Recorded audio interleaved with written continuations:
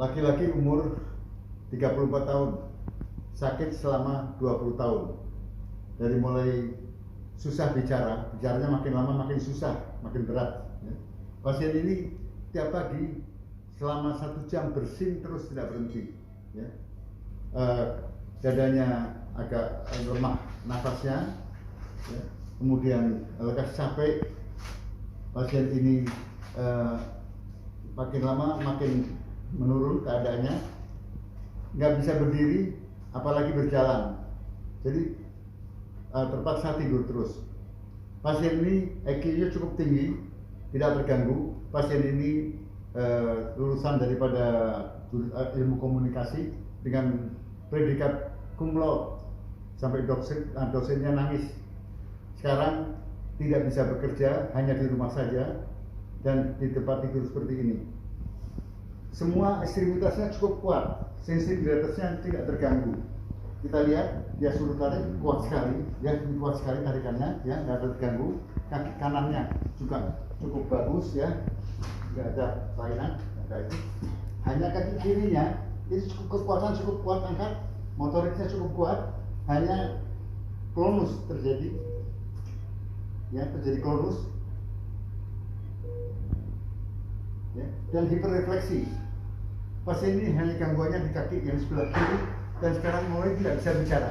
4 hari yang lalu masih menunding, sekarang masih bisa bicara. 4 hari yang lalu, sekarang bicara susah. Coba saya bicarakan. Susah bicara pasien ini, Jadi sekarang akan saya lakukan scalenectomy, mudah-mudahan bisa berhasil. Pasien ini sudah didiagnosa, divonis multiple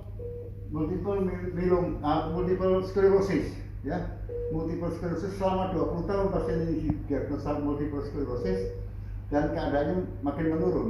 Tapi waktu datang ke saya periksa, ternyata menderita sekaligus sindrom Ehlers-Danlos 9. Rencana pagi ini akan saya operasi. Terima kasih. Pasien ini umur 35 tahun, sejak 25 tahun. Menurut ceritanya bahwa dia itu tidak bisa banyak bergerak, duduk pun tidak bisa, tidak bisa apalagi berdiri. Kalau duduk sering jomplang, Pasien ini sering bersin terus, sering bersin, sering kemudian kakinya lemas, tangannya lemas, terus ada sakit GERD juga, mahnya ada. Kemudian pasien ini sudah berobat kemana-mana, dikatakan multiple sclerosis, dan pasien ini sudah saya operasi 1 bulan yang lalu. Ini tepat 1 bulan. Tadinya dia itu sebelum pertama datang di kursi roda, di kursi roda tidak bisa bangun, hanya di kursi roda saja. Nafasnya agak terganggu dan bicaranya tersendat-sendat. 6 hari kemudian waktu datang ke saya lagi karena emergensi, pasien ini tidak bisa bicara lagi dan tidak bisa bangun, menggerakkan kakinya susah.